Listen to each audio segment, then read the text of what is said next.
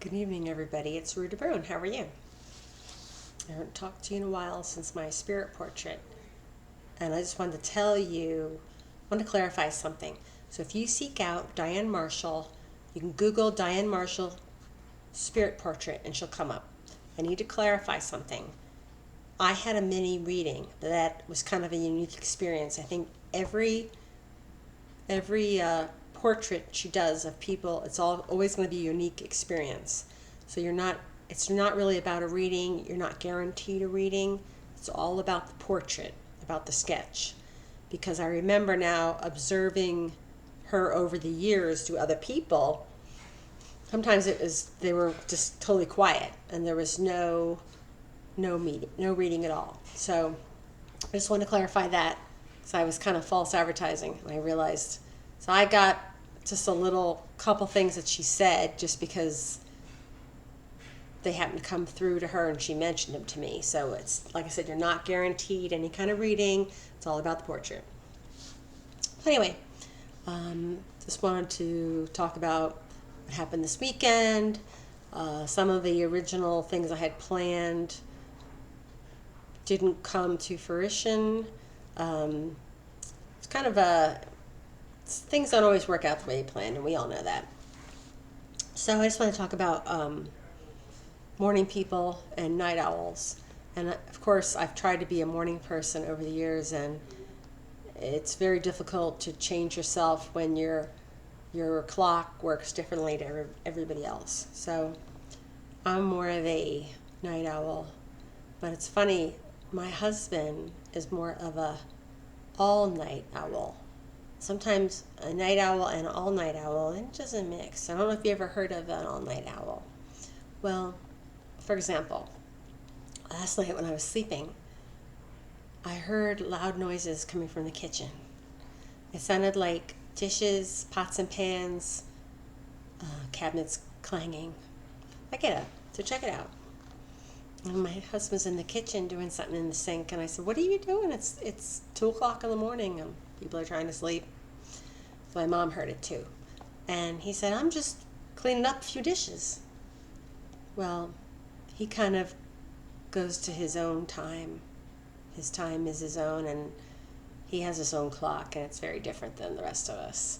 So I kind of was aggravated, went back to bed, and was so aggravated I couldn't go back to sleep. So kind of screwed up my morning, and I missed walking with my neighbor. We hadn't discussed it, but I was in no shape and to get up before the heat, and missed that.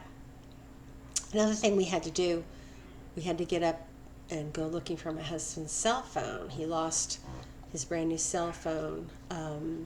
He had dropped the cat off at the vet.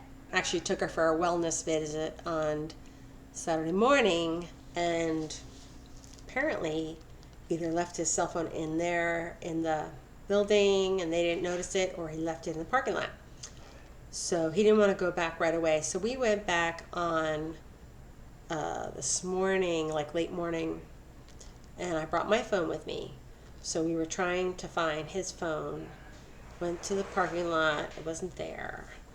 And I kept calling his number. So I called, and then finally I heard all the dogs barking, and I figured that I disturbed them and that the phone was inside. And of course, Sunday, the vet is closed. So I was mistakenly, we finally were going to give up. We looked around the parking lot and the grass and stuff. So finally, we're getting ready to leave, and I noticed I'm getting an incoming call, and it looks like it's from my husband. So I said, "I'm getting a call." And so we both have new phones, and they're 5G, and apparently that's supposed to be the big thing, but we're going to have to disable the 5G because there's not enough coverage around. So that it keeps dropping calls. You can't pick up calls. It's just ridiculous. So I couldn't get the call. So my husband calls back and said, "Hi, who's this? You have my phone. Where are you?" And it was a really nice guy. He said he picked up the phone, But the thing is, he was working and he delivers papers, so my husband's phone ended up probably, I think, 60s, probably like an hour and a half away or something, in a town called Ruskin. So they're going to meet up later when the man comes back to work in our area. They're going to meet up and he's going to get his phone back. So I'm trying to figure out how I can keep the phone attached to my husband, because this happens quite frequently. I bought this little clip thing that you clip on your pants, but I guess it's not comfortable. He doesn't use it. And we figure he put it on top of the car, and the cat was very upset, and she was panting and screaming, so it was very distracting. So he got her in the car and drove off with the phone on the roof, and it just flew into the grass somewhere along the road. And this man, at night, he said he saw a light flashing on the phone. It was probably me calling 100 times. I kept calling the phone. And I had sent a text to it saying, hey, if you got this phone, this is who it belongs to. Please contact me, blah, blah, blah. So anyways, he should be getting that back this evening, and that'll be better. And we're going to engage this app called Life 360 that we're both not that crazy about, because it basically, you can track the other person, and we don't use it unless we need it. But I was playing around with it one day, and because of the cell phone, I was playing around with it where I work.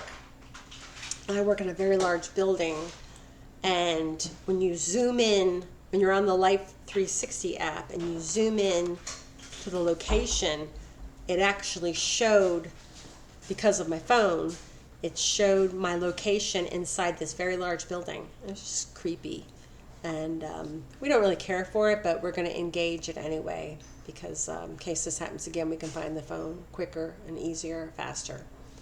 So there's not too much going on. It's just been kind of an exhausting weekend. I didn't get a whole lot accomplished.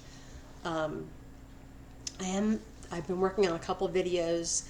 It was my little Amy Winehouse tribute, and maybe because I was tired, but I had a very difficult time getting anything halfway decent. So remember, I am an amateur, and it's just tribute. So I'm going to drop it, and you can look at it, and it's a thought that counts. So anyways, I hope everybody has a good evening, and next time I see you, I'm going to talk a little bit more about my experience at the Mystic Fair and some of the other things I purchased that you may find interesting. So have a great week. Take care.